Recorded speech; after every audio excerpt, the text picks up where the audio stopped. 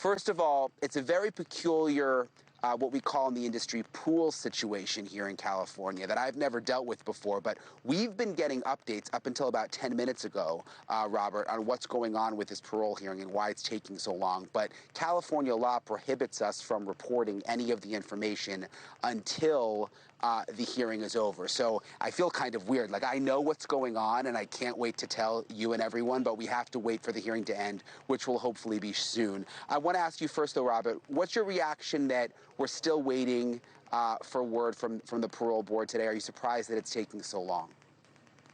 Yes, there's something going on, but we don't really know from the poll reports, and we can't really talk about the poll reports because they're embargoed until the final decision is made today, if there's going to be a final decision made today.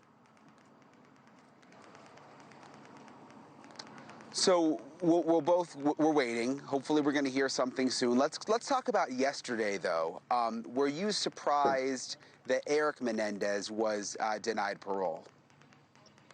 I was disappointed personally. You know, I thought it was actually, it was kind of a roller coaster ride. Yesterday's hearing was very intense, and according to poll reports, you know, both the defense and the DA's office were scoring points at different times in the day. But in the end, the ruling went against Erik Menendez. Have you had a chance to speak to either of the brothers recently, and were they prepared for, we know Erik was denied yesterday, we don't know what's going to happen with Lyall, but where were their heads at going into this? I spoke to them last week. They are totally prepared and were ready to go yesterday and today. But as I said, apparently there is something going on, but we can't report it yet. So we're kind of in a holding pattern for the moment.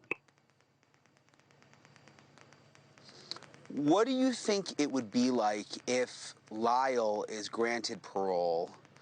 Because it seems to me his disciplinary record, and maybe you can talk, you're an expert on this, you can tell us a little more about this, but it seems his disciplinary record is less severe than Erik's, which was one of the reasons he was not granted parole. So what do you think it would be like for them if Lyall is granted parole today, even though Erik was not granted parole yesterday? I believe that would be a shock to both brothers, and I would speculate that they would be very upset if that happens. The parole board yesterday, one of the members said that they felt like the media had downplayed their Erik's disciplinary record behind bars, making that out like he was a model prisoner when actually, you know, there were drug issues with heroin and marijuana. There were multiple cell phones that he paid $1,000 for, he admitted to. There was gang issues, there was fights. I mean, they went through all of it yesterday. Did you know about all of this? Were you surprised to hear all of that? I'm sure you read through all the pool notes from yesterday. I knew about some of the different items in the confidential prison files, but they had never become public before yesterday when, after the hearing decision yesterday, parole was denied for Erik Menendez. Then all the pool reports were available to the public, to the media members of the pool, like myself, and I assume yourself. And so everything came out at once. And there were some very surprising things. So even you were surprised, Robert. That's interesting because, you know, I was surprised reading it, but I figured, you know, someone like you would have known some of this. But I guess some of the disciplinary history even came as a shock to you?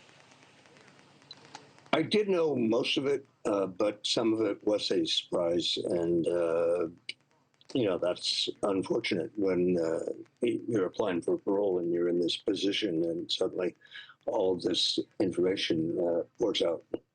Thank you for watching. Subscribe below and download our NewsNation app right now on your phone, and you will get fact-based, unbiased news for all Americans.